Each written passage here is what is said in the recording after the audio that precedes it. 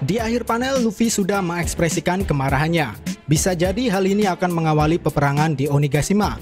Sementara itu, konflik di internal Kaido akan semakin serius jika perebutan posisi All-Star pecah di waktu yang sama dengan pengepungan aliansi Luffy. Selamat datang di Anime Review, dan kali ini kita akan membahas seputar One Piece 979.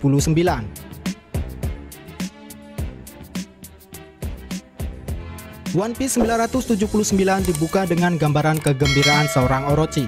Seperti yang kita tahu, dia memanfaatkan status Kanjuro sebagai mata-mata untuk mengambil informasi-informasi penting dari kubu aliansi. Dari semua info yang Kanjuro dapatkan, selanjutnya disampaikan pada Orochi, dan kemudian barulah sang Shogun menindaklanjuti apa yang sekiranya dapat menghambat pergerakan aliansi dengan cara-cara liciknya. Seperti menghancurkan jalur-jalur strategis sampai pada menghancurkan segala rencana balas dendam para samurai. Sekarang Orochi sedang menikmati semua keberhasilan yang didapatkannya dengan tanpa melihat lagi atau meng-cross-check keadaan aliansi saat ini. Alhasil, di saat semuanya larut dalam sebuah pesta megah di Onigashima, justru aliansi sedang merencanakan aksi gerilyanya menyelinap masuk ke markas Kaido. Semua pasukan aliansi sudah terbagi dan berada di posisi masing-masing. Dari segala penjuru arah, semuanya sudah siap untuk mengagetkan kubu musuh dan menargetkan ke satu titik, yaitu Mansion Kaido, tempat di mana perjamuan besar sedang berlangsung. Sementara itu, hal yang berbeda justru sedang dialami oleh Kanjuro. Alih-alih segera menyampaikan informasi penting terkait kondisi Kiemon pada Orochi, ia terlihat sedang kebingungan menentukan arah menuju tempat di mana Orochi berada. Jika seandainya info penting ini telah diterima Orochi, maka situasi saat ini masih dalam jangkauan aliansi Luffy. Ya, seperti yang kita lihat di sini, dia bersama Momonosuke sedang berada di sebuah lorong yang masih sangat misterius. Ia bergumam bahwa sebenarnya ini adalah pertama kalinya bagi Kanjuro memasuki Onigashima. Jadi bukan hal aneh lagi jika pada akhirnya dia malah kebingungan sendiri. Di sisi lain, bagi sebagian besar sekutu Kaido, masih ada juga yang menganggap dirinya sebagai musuh. Oleh karena itu, kita bisa melihat banyak sekali prajurit Kaido yang bertumbangan. Nah, apa yang sedang dialami Kanjuro sedikit menarik, karena tidak semua sekutu musuh menyadari peran gandanya.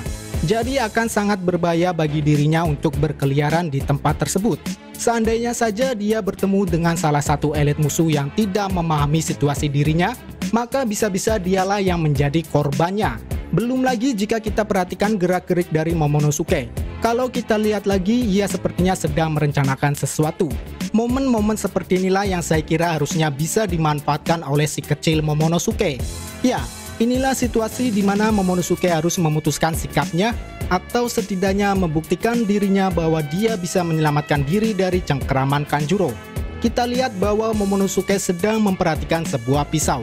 Jika dia berhasil memanfaatkan alat tersebut untuk memutuskan tali yang mengikat dirinya, maka akan datang kesempatan untuk ia bisa kabur dengan cara merubah dirinya menjadi naga. Meskipun tingkat keberhasilannya masih belum tentu, tapi cara ini patut untuk dicoba oleh Momonosuke.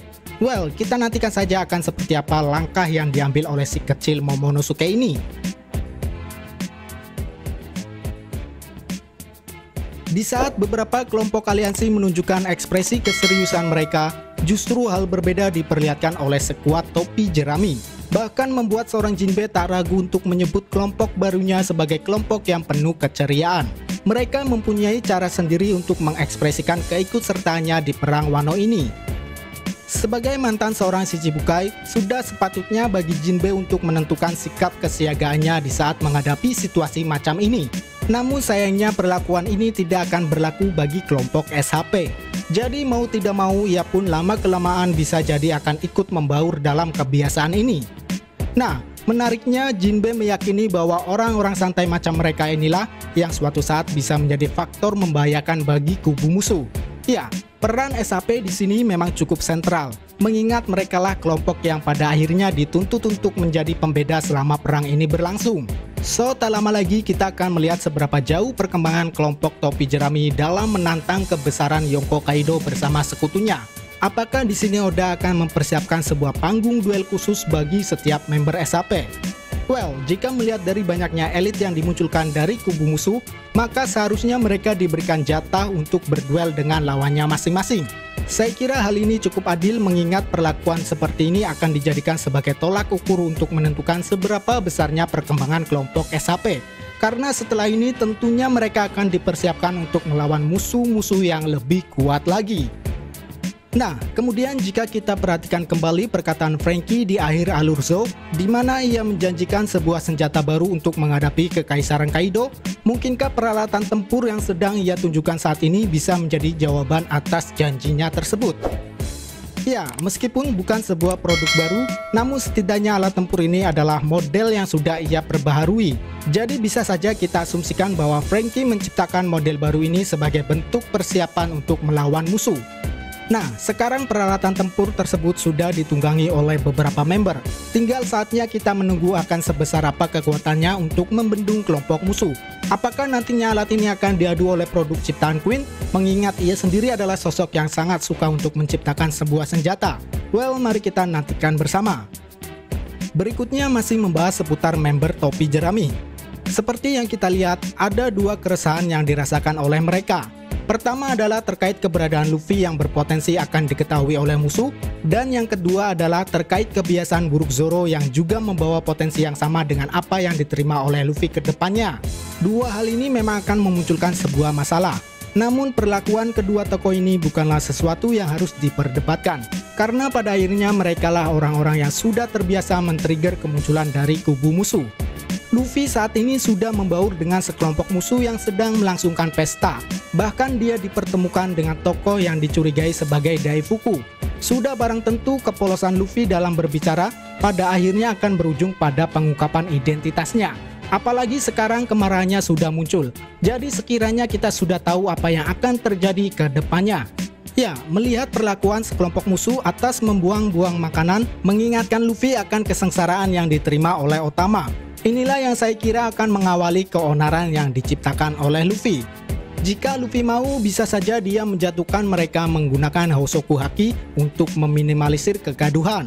Namun seandainya pun kekacauan ini terjadi begitu saja, maka saya kira masih dalam koridor yang benar.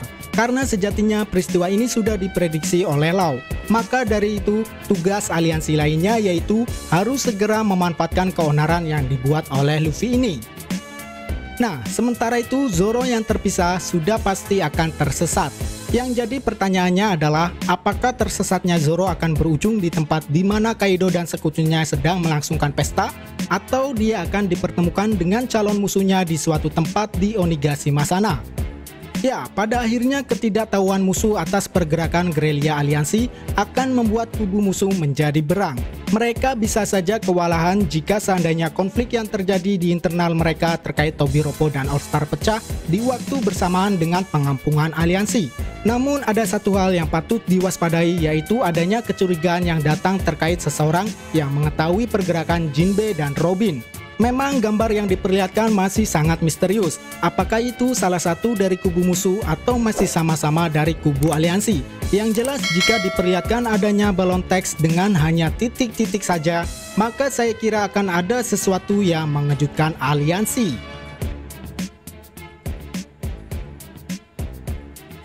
Masalah yang terjadi di internal Kaido memang bukanlah sesuatu yang biasa-biasa saja. Konflik ini bisa berpotensi menjadi lebih serius manakala kita tahu bahwa ada sebuah jarak yang terjadi antara All Star dengan Tobiropo. Ya, Tobiropo tidak akan pernah mau mendengar perkataan dari para All Star. Untuk itulah mereka pada akhirnya dipanggil Kaido yang semata-mata berawal atas permintaan dari King. Nah, King menginformasikan bahwa semua member Tobiropo pada awalnya adalah seorang kapten yang memimpin kelompok bajak lautnya masing-masing. Dengan segala macam perkembangan yang berhasil diperoleh, membuat mereka akhirnya menjabati posisi saat ini. Namun yang jadi masalah adalah sebagian besar member Tobiropo ingin menduduki posisi yang lebih besar yaitu All Star. Hanya saja posisi tersebut tidak bisa diisi oleh sembarang orang. Nah, sebagai solusi untuk menengahi masalah ini, Kaido pun akhirnya menyetujui Tobiropo untuk melawan All Star demi mengambil alih posisinya. Dengan catatan mereka harus menemukan anak Kaido terlebih dahulu. Ya, di sini akhirnya kita diberi info lanjut terkait anak tersebut. Ia bernama Yamato dan keberadaannya saat ini masih menghilang. Kaido juga sedang mempersiapkan pengumuman penting terkait anaknya. Entah apakah nantinya akan berhubungan dengan titah kekaisarannya atau ada hal lainnya. Yang jelas masalah keluarga ini akan memunculkan sebuah gesekan serius di internal mereka. Apakah mungkin konflik ini adalah cara Oda untuk merampingkan perbedaan kekuatan aliansi dengan kubu Kaido? Ya, faktanya jika duel antara masing-masing member All Star melawan Tobiropo terjadi, maka dampaknya akan mempengaruhi kestabilan struktur kekuatan bajak laut Kaido. So, bagaimana menurut kalian? Well, saya kira itulah pembahasan One Piece 979.